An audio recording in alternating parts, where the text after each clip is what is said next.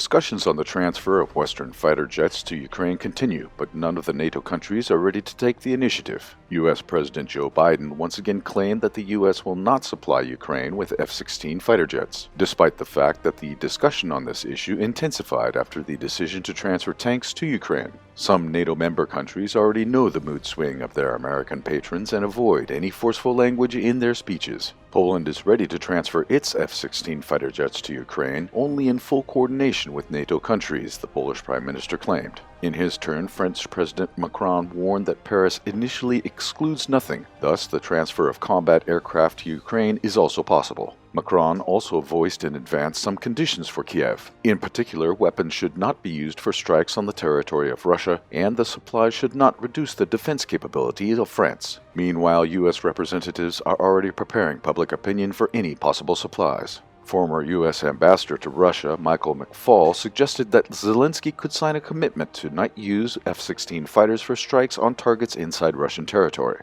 It is not clear to what effect such a piece of paper would have during the confrontation between Russia and NATO. In fact, any discussions on the supply of fighter jets to Ukraine are still nothing but talks. After all, the European partners are just waiting for an order from the United States. Washington is apparently in no hurry to escalate the situation further. They still need to deliver the promised Leopard and Abrams tanks to Ukraine. The notorious tanks are only a small part of all the military supplies that are continuously moving to Ukraine, but they became an important political reason for NATO to demonstrate its alleged cohesion and generosity. In Russia, they respectively responded to the upcoming arrival of German and American tanks on the Donbas front lines with their own media campaign. Many public and private figures announced generous rewards for captured and destroyed tanks. On January 29th, a famous Russian actor, on behalf of some representatives of a large Russian business, announced a prize of 10 million rubles for each Abrams destroyed. A couple of days ago, the Russian company Fores announced a reward of 5 million rubles for the first destroyed or captured American M1 Abrams or German Leopard 2. The initiative was also supported by government agencies.